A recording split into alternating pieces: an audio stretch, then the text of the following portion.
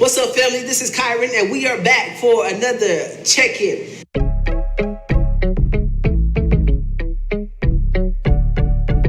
Today's discussion is centered around faith and deeds. I want you to type that in the comment section. Faith and deeds. And so for all of us who we know we're believers, or we are people who are planning out our professional and educational careers while still holding true and holding to the values of our Christian faith. Today's discussion is centered around what it looks like to have a vision, have faith in yourself, to bet on yourself, but then also, too, what does it look like to apply your faith through deeds, through work?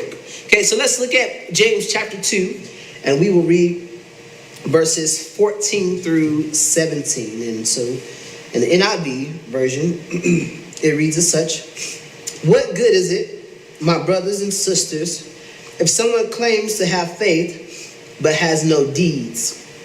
Can such faith save them? Suppose a brother or sister is without clothes and daily food. If one of you says to them, 'Go in peace, keep warm and well fed,' but does nothing but about their physical needs, what good is it? In the same way, faith by itself, if it is not accompanied by action, is dead." I like the way that reads. Of course, some people are accustomed to the way that the King James Version may have read it, but for today's check-in, we're in the NIV. In the same way, faith by itself, faith alone, if it is not accompanied with, or in relationship with, or in partnership with action, then that faith is dead. And so because we're Christians and we understand that we're not saved per se by what we do, okay? We know that we're not saved. We're saved because of our faith. On the other side of that, what it looks like to have this type of faith, right? Not faith in something, but faith that something will happen, faith in an outcome of something, right? If you don't put together the actionable steps to get it done, then it will never get done. And so I want to speak to the young adult today who is saying, like, I really want to bet on me, right? I really know that I have potential. I know that my resume looks amazing compared to some of my colleagues. I know that I have the educational experiences. I know that I have the wisdom, right? If you're that person and you're saying that, and you're like, what is it that I'm missing? Check your deeds. Woo, I like that. That's good. Put that in the comment section. Check your deeds. What does that look like? Faith without works is dead, or faith that is not accompanied by actions is dead.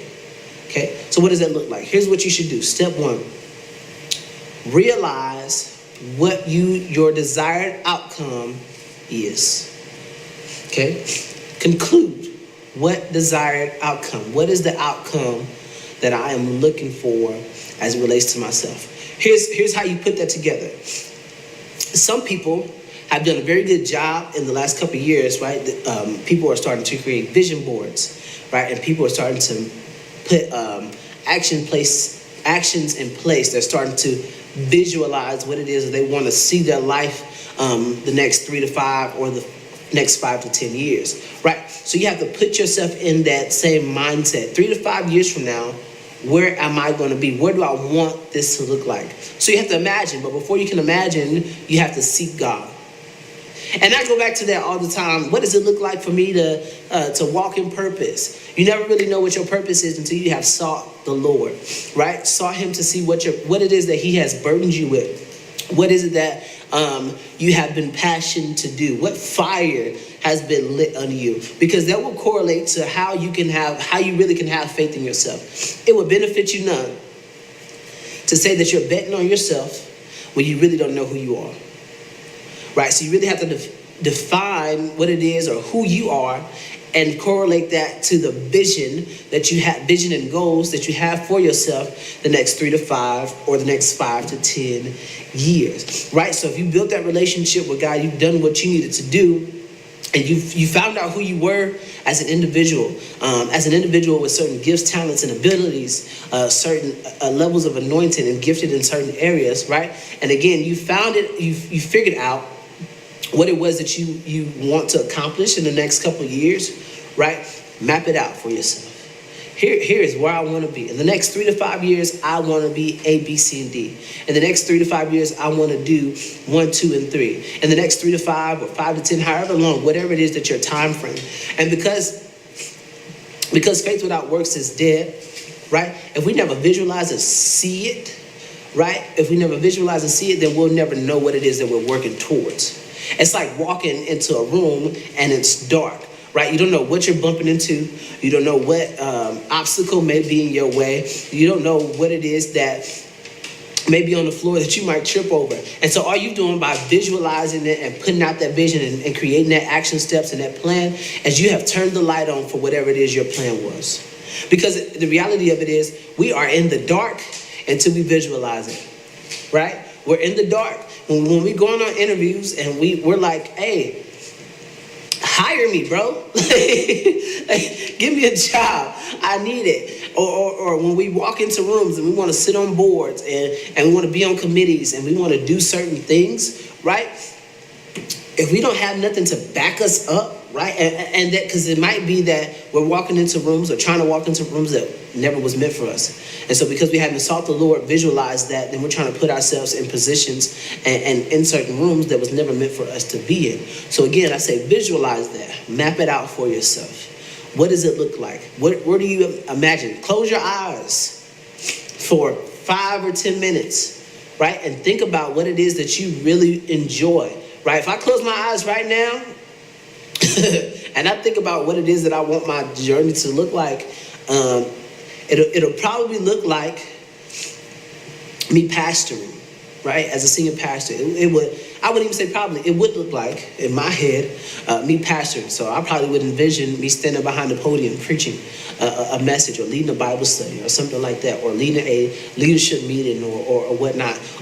Or because I'm an educator, it probably would look like me sitting in the boardroom for the Board of Education, doing a board meeting and bridging that gap between the community and teachers and the Board of Education as a superintendent of schools. I want to imagine that. And so if you never imagine it, you don't know what you're working towards. Step 2, study your craft. Study it.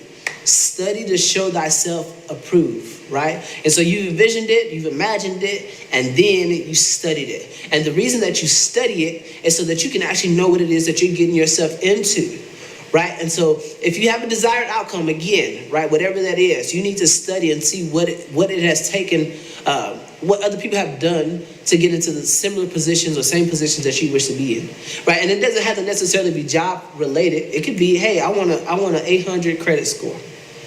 You need to study what it's going to take to get there, right? Because you can write 800 credit score on your vision board or whatever, and you can close your eyes and imagine when you check Credit Karma or Credit Sesame that it says 800 or whatever, right? But if you haven't studied what it's going to take for you to get there, you'll never get there. That's still a part of that walking into rooms that are dark and you don't know what it is, right? You might turn that light on, but then what happens once you get into the space and the light is on and you don't know what the next move is? Right? So then you have to study. Again, study to show thyself approved. Study what it is that you want to do. Study your purpose. Study your passions. Study who you are as an individual and study how you would greatly benefit what it is that you are wanting to walk into and imagine yourself in that. Right? So again, step 1, what you need to do is make a vision board of it. Imagine yourself doing it. Step 2, you have to study. Study what it takes to get there. Step 3, put together your plan, right? So you studied it, you figured it out, like, okay, I see this person might have did this, that, and the third. I see this person over here doing this, third, and the third, and there might be a school over here that'll get me there, right? It might be a certification program over here. There might be a certain type of business, like versus 501c3s or LLCs or what have you, right? How do I get into those positions? You study that. Now you need to really map out your plan, right? So you've envisioned it, you've imagined it, right? And then after you've imagined it, you've studied it. And then you put together your plan to get to where you want to be. And so here's what I would say do. Map out 3 to 5 long-term goals. Map out 3 to 5 long-term goals.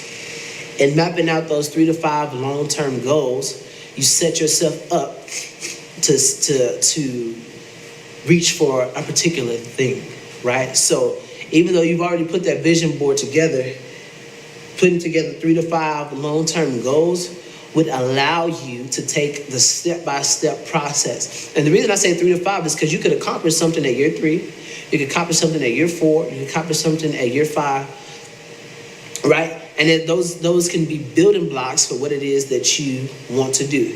And in setting those 3 to 5 long-term goals, you also need to put in place 3 to 5 action steps that are going to help you to get there. 3 to 5 action steps that are going to help you to get there, right? Because what it is over long-term goals, and I'll use maybe pursuing a degree, for example. I knew in undergrad that I would have needed a certain GPA to get into my master's program, or the master's program that I wanted to get into, right? So that was probably the biggest goal that I had in undergrad. Even though I ran track, it wasn't to be a national champion or anything like that. I knew that life was going to continue after I graduated, walked across that stage, even though I didn't get to because of the pandemic, but whatever, right?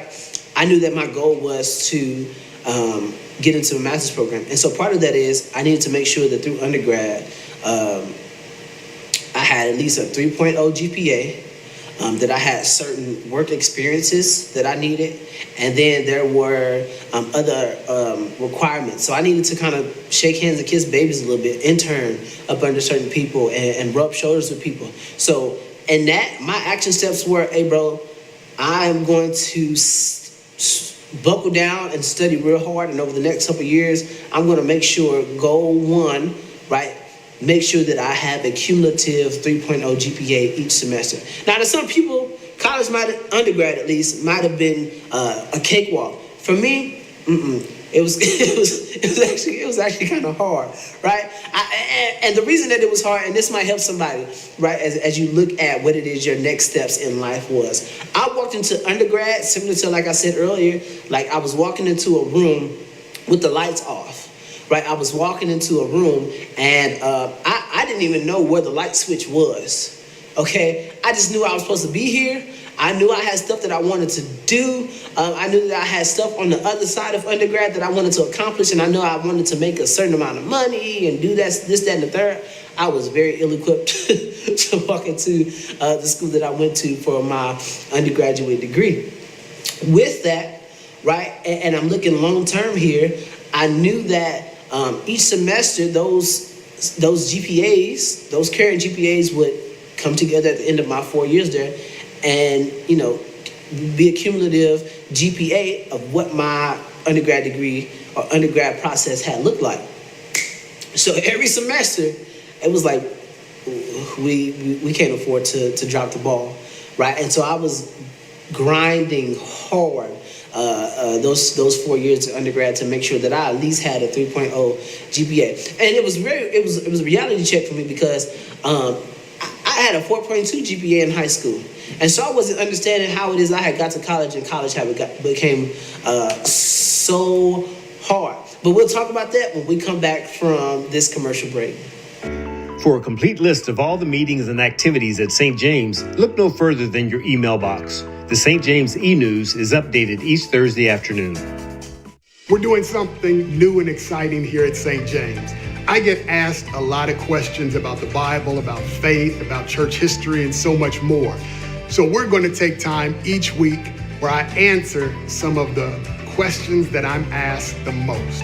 So be on the lookout, your social media page, our social media page, YouTube, and so on, where I'll be answering frequently asked questions. So people might ask the question, what is the New Church Clothes podcast? And the fact of the matter is, it's a podcast that gives platform to young adults. And in that platform, it's really just to bring us together for educational moments and to talk about things that are relevant to us and our relationship with God. A lot of the times what we stereotype or we categorize and put people into certain social groups and think that those experiences are similar across the board. While they may be similar, they're still different because different people go through different things. And so with that, we run into some of the questions that obviously have never been asked before, or if they've been asked, maybe they haven't been answered. And with that, it's like, okay, let's give a platform or create a platform where young adults can come together and engage in conversation that is going to be cultivating, that's going to bring light to where we are in our separate dark places and things like that as it relates to our relationship with God. And then let's just grow together from there. And from that, with that thought, we have the New Church Close podcast. And we're back. So again, college, undergrad was hard. But I knew that, again, on the other side of the 4 years, I wanted to get into a master's program. So again, I was interning with people. So that was part of my goal, intern. I need to make sure that I was interning for the right people. That way that they can write me letters of recommendation when it comes time for me to apply for the master's program that I wanted to be in. I knew I needed to get good grades on those tests and those discussion posts and those papers or what have you. I needed to be participating in class for whatever reason, as if we were children. The college that I went to, right? If you had your phone out in class, they was deducting points. And I'm like, I paid $40,000 a year to go to this school. That's audacious of y'all. But anywho, right? So just disciplining myself for certain things was gonna get me, and everything counted. Everything counted. How many times you were in class? If you had your phone out, again, I don't think that's equitable at this point, now that I'm an educator. But it was certain things I know I needed to do. I know that was a roundabout way of getting to my answer. But in setting a long-term goal of getting into my master's program, I needed short-term goals throughout those 4 years. And those goals, they were the same goals, I was repeating those goals throughout the entirety of my undergrad experience. And then by the time I graduated in the pandemic, right, I had the exact requirements, right? But I couldn't stop there. I had to keep going because I knew that what I wanted to do, right, in order to be a superintendent of schools, like, you got to go to a lot of school. And you need certain experiences, and you need to do a whole bunch of stuff. And so I said all that to say, you really have to work your vision off. Put it in the comment sections. Work your vision off, right? You really have to work the vision off to get where you need to be. Because if you don't work the vision off, you have no deeds, right? That's what you're doing. Working your vision off so that you whatever it is that you have faith in about yourself, whatever characteristic or attributes that you know could change the world, you need to work the vision off, right? So again, if we're going to go back to our steps, imagine it. Write the vision out. Make it very simple and plain for yourself. Study your craft. Study to show thyself approved. And then put together your action steps. What is it that I'm going to do to make sure that I get to where I want to be in life? And what that looks like, again, set 3 to 5 long-term goals. And then setting 3 to 5 long-term goals, you need 3 to 5 short-term goals that are going to accompany those 3 to 5 long-term goals. That way you have goals, but then you also have action steps on how it is that you're going to get there. And if you drop the ball on yourself, you can't blame nobody but yourself. Same thing with me. If I drop the ball on myself, I can't blame nobody but myself because I did that. And I wrote out the vision. It was made plain to myself. I studied it, right? And if I don't stick to it because I know what I want to do, then that's on me. That is literally on Kyren. And so again, I would remind you that faith without works is dead, right? Faith that is not accompanied with actions is as good as dead. It don't work. It's not alive. There's no point in even having it, right? And so again, step 1, imagine it. Draw out that vision. Step 2, study to show yourself approved. So study what it is that you want to do. Study yourself. That's a big thing. Study yourself, and then study how it is that you're going to contribute, right, to the work area, to the education field, or whatever it is that you want to do, right? And imagining yourself there beforehand really helps to set you up for that. How is it that me as an individual, how am I going to leave my thumbprint on what it is that I wish to accomplish, right? And then lastly, set up your goals, set up your action steps. 3 to 5 long-term goals, and each one of those 3 to 5 long-term goals needs to have 3 to 5 short-term goals to accomplish that. And before you know it, you done looked up and your faith done paid off. You done worked your vision off. And now you're successful. And now you're making the money, right? Now you got the benefits. Now you're at a sense of peace. Your family is prospering or whatever it is that you want to do. And it doesn't necessarily have to be work-related. It can be relationship-related, right? What is it? Where does this relationship grow, right, in the next 3 to 5 years? How do we take our time to work through these steps and work through these processes so that our relationship could get to the place that we imagine that it could be, long term. It could be a variety of things. Don't minimize or limit yourself, right? But imagine what it is that you want to do in your life, what you wish to accomplish. And the reality of it is, as life goes on, you might have to start that process over and over and over again until you're really satisfied. Or it may be because you already accomplished everything that you wish to accomplish and you need something else to do. So don't be stagnant. Don't get complacent in what it is that the Lord has called you to do. Don't get complacent in those seasons of life that you are in. But ultimately, keep growing, keep learning, keep becoming knowledgeable in the things of God and the things of you, right? And continue to prosper. God bless you. We'll see you in 2 weeks for another episode of The Check-In.